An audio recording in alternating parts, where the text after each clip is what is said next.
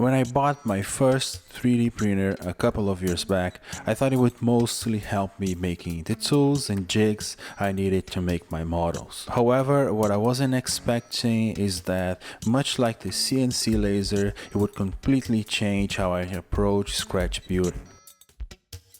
And of course, that some people will look at it like cheating. It was an Ender 3 V1 from Creatively, a readily available 3D printer in my country that was reliable, but more importantly, affordable. And as you know, I've been using it a ton, and so when Creatively approached me offering an Ender 3 S1 unit for review, I couldn't say no. It got here a couple of months back, and now I can finally properly test it. And what's the best way to test a tool than making a full project with it? So as an homage to one of my first projects when I got into laser cutting, I'll make a new version of my beloved mini disc sander. Welcome to Cut, Transform, Glue.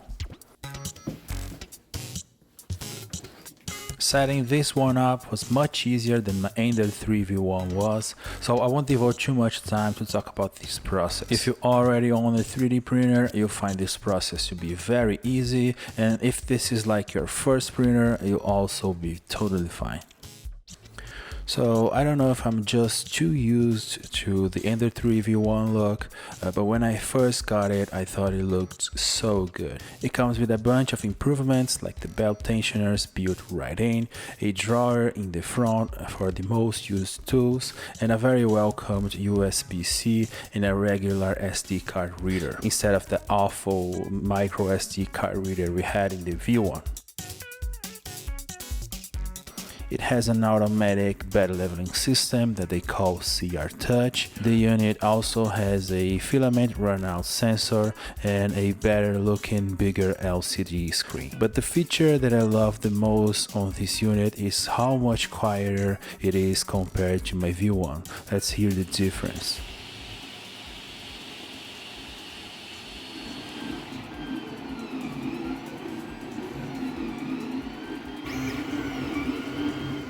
Now I know this might not seem like much, but trust me, after like 6 hours in a room with the printer going, you get exactly what I mean. It also comes with a magnetic print sheet, but I gave up on that pretty soon and moved back to the good old piece of glass with some glue stick. Okay, so now let's put it to the test. So as I said, I'll make a new version of my mini disc sander. Pieces of this project are bigger than what I usually print for the models, and so this is a good endurance test. Nothing crazy like a day of printing some people do, but I spent something like 10 hours printing these pieces on 0.2mm layer height. In this piece, I avoided using supports, just to test how well it did with overhangs, and I think it performed really well. It seems to be slightly better than my V1 on that front. And as I said, after almost 10 hours of printing, I could finally put this project together. Now, I'm not too good when it comes to electronics or even soldering, so this was quite a messy process. And I had to go back and forth a couple of times to get things right. Space was tight and the cables needed to be short, so yeah, it was quite a pain to put this one together. As you can see, I've included some features on the 3D model to perfectly match the hardware I had. Using a caliper, I took some measurements from the switches and the other pieces, and of course the DC electric motor and its features also. And after a bit of wrestling, I've managed to finally put the disc sander together. This piece right here is the table, and as you can see, it is made out of acrylic, and I have a slot going on the under piece to adjust it.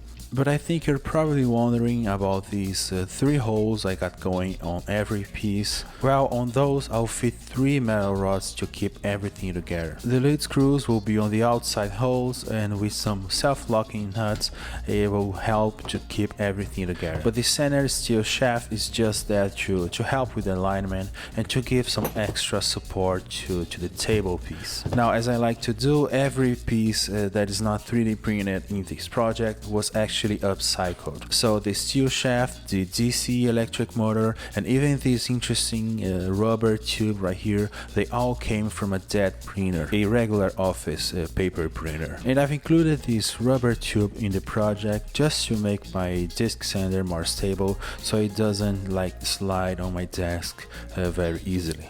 My impressions with this printer were really good, and it definitely feels like an improvement over my V1 in terms of usability. Print quality though is very close, but keep in mind that I had my V1 for a couple of years and I've been tinkering with it a lot, and so yeah, I'm probably extracting everything it has to offer by now. Like for instance, this new S1 unit uses a direct drive instead of a Bowden system, and so this means that the filament is pushed to the hot end using a stepper motor right here on the print head, while the V1 kept the stepper motor to the side and the filament went into a PTFE tube to the print head. And I still need to figure out the settings to fully get the benefits of using the direct drive system. Now, this is a scratch build channel mostly, so let me talk about the 3D printer in that context.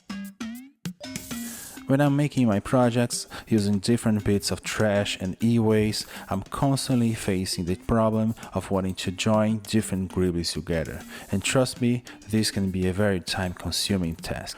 So I see the 3D printer as a super fast gribby connector. As I showed you guys in my vlog, patreon.com/cuttransformglue, I keep my 3D printer next to my computer, and so when I face a challenge like that, I simply take some precise measurements from the pieces, I move back to my computer, and I model the piece I need. That alone makes the scratch build process so much faster that I have no idea how I did things without it before. Well, I actually do. It used to take me sometimes years to complete a project, not to mention how much more precise my work can get using such tool. The S1, just like my Ender 3 V1, is being a reliable tool that I'm constantly using in my process. And I think if you're into scratch building, or maybe if you wanna dip your toes into that, a 3D printer of any kind or brand will be very helpful. Thank you so much for Creatively for sending me this amazing unit, and if you want to support me, support this channel, help me keep going, I have some links on the description box where you can do just that. Now that we're talking about 3D printing, if you join my Patreon on the Combat Robot tier, you get access to a bunch of STL files from older projects, including this one from this project right here, the mini disc sander. So yeah, check the links on the description box. And as always, thanks for watching.